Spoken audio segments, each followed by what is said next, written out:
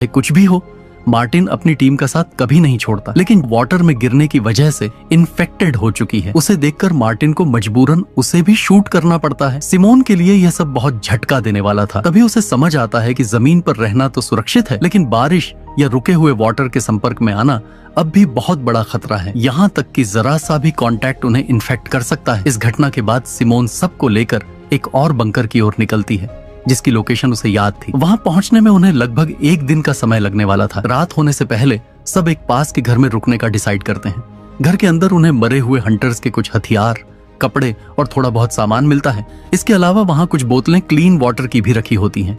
ये देखकर जॉन अपनी बीमार साथी लिया को वो पानी पिलाता है। उनकी आपसी केयर देखकर सिमोन के चेहरे पर मुस्कान आ जाती है। पहले तो वो बस उनके सहारे अगले बंकर तक पहुंचना चाहती थी, लेकिन अब उसे महसूस होता है कि ये लोग बुरे नहीं हैं। धीरे धीरे सिमोन का मन सच में मार्टिन और उसकी टीम की मदद करने को तैयार होने लगता है। अगली सुबह सब सफर फिर से शुरू करते हैं। रास्ते में अचानक रेशमस का पैर एक पानी से भरे गड्ढे में चला जाता है। ये देखते ही मार्टिन तुरंत अपनी गन निकाल लेता है और उसे शूट करने वाला होता है, लेकिन तभी सिमोन बीच में आकर उसके सामने खड़ी हो जाती है और उसे रोक लेती है। वो तुरंत रेशमस का जूता उतारती है और उसकी सॉक्स चेक करती है। हैरानी की बात यह थी कि वो पूरी तरह सूखी थी। दैट मीन्स रेशमस का जूता वाटरप्रूफ था और उसे किसी भी तरह का इन्फेक्शन नहीं हुआ था। ये देखकर मार्टिन चैन की सांस लेता है और अपनी गन नीचे कर देता है। फिर वो सब मिलकर अपनी यात्रा जारी रखते हैं और आखिरकार उस दूसरे बंकर तक पहुंच जाते हैं।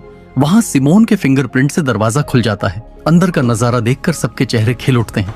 वहां खाने पीने का इतना राशन था कि वे लोग सालों तक आराम से जी सकते थे। सब खुशी से झूम उठते हैं और पेट भरकर खाना खाते हैं, लेकिन सिमोन को अंदर कुछ बेचैनी महसूस होती है कि उसे मार्टिन और उसकी टीम पर भरोसा नहीं है। पता नहीं कब वो उसे जान से मार दे। इस बारे में जब वो सीधे मार्टिन से बात करती है तो मार्टिन उसे समझाता है कि सिमोन पिछले 6 ईयर्स से बंकर के अंदर थी, इसलिए उसे बाहर की दुनिया और लोगों के हालात के बारे में कुछ नहीं पता। मार्टिन असल में एक अच्छा इंसान था, लेकिन प्रेजेंट टाइम ऐसा था कि किसी पर भरोसा करना अब आसान नहीं था। फिर भी सिमोन ने उसकी चेतावनी को नजरअंदाज कर दिया और अंदर बंकर में चली गई। वहां वह देखती है कि एक फोन चार्ज हो रहा है, जिस पर उसकी और रेशमस की बचपन की फोटोज लगी थी। ये फोन असल में सिमोन के पिता फ्रेडरिक का था, जो पुराने बंकर से निकलकर इस नए बंकर में कुछ समय के लिए आए थे। सिमोन तुरंत ही रेशमस के साथ उस फोन को चेक करती है। वहां उसे फ्रेडरिक की एक वीडियो मिलती है, जिसमें वह बताता है कि वह स्वीडन के एक हेडक्वार्टर में इस इन्फेक्शन का क्योर या एंटीडोट बनाने के लिए जा रहा है। सिमोन के दिमाग में तुरंत विचार आता है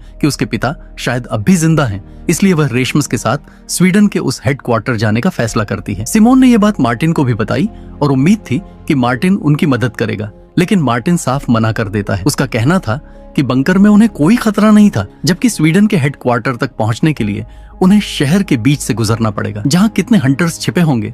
मार्टिन सोचता था कि यह बहुत रिस्की हो सकता है। मार्टिन यह भी सोचता था कि वैसे भी फ्रेडरिक की वीडियो 6 साल पुरानी थी और शायद अब तक उसकी डेथ हो चुकी होगी। अगर वह एंटीडोट बनाने में सफल हो गया होता तो मार्टिन को इसके बारे में जरूर पता चल जाता, लेकिन सिमोन ने उसकी बात को नजरअंदाज कर दिया और कुछ दिन का राशन लेकर रेशमस के साथ बंकर से निकल गई। बीट भी जॉन और लिया के साथ उनके पीछे चलने का डिसाइड करती है, क्योंकि वह सच में सिमोन का साथ देना चाहती थी। लिया खुद यह समझ चुकी थी कि सिमोन की वजह से ही वह इस बंकर तक आकर सुरक्षित हो पाई थी। वैसे भी पहले मार्टिन और पैट्रिक खुद भी लिया, जॉन और बीट को जान से मारने वाले थे। असल में उस वक्त वो तीनों मार्टिन और पैट्रिक को नहीं जानते थे और केवल एक ही ग्रुप में फंसे हुए थे। मार्टिन और पैट्रिक ने उन्हें लूटने के इरादे से पकड़ा था और बीट ने अपनी जान बचाने के लिए उन्हें अपने एक छिपे हुए अड्डे के बारे में बता दिया। वहां उन्होंने काफी दिनों तक फूड रखा हुआ था। मार्टिन उन 5 के साथ उस जगह पर जाता है। वहां वे सभी मिलकर खाना खाते हैं और सच में उन्हें साथ रहकर काफी अच्छा लगता है। रात में बीट मार्टिन से अनुरोध करती है कि वह उन्हें प्रोटेक्शन प्रोवाइड करे। मार्टिन उस पर मान जाता है और तब से ही वे सभी साथ रहते हैं। प्रेजेंट टाइम में सिमोन और रेशमस को यह नहीं पता था कि जॉन,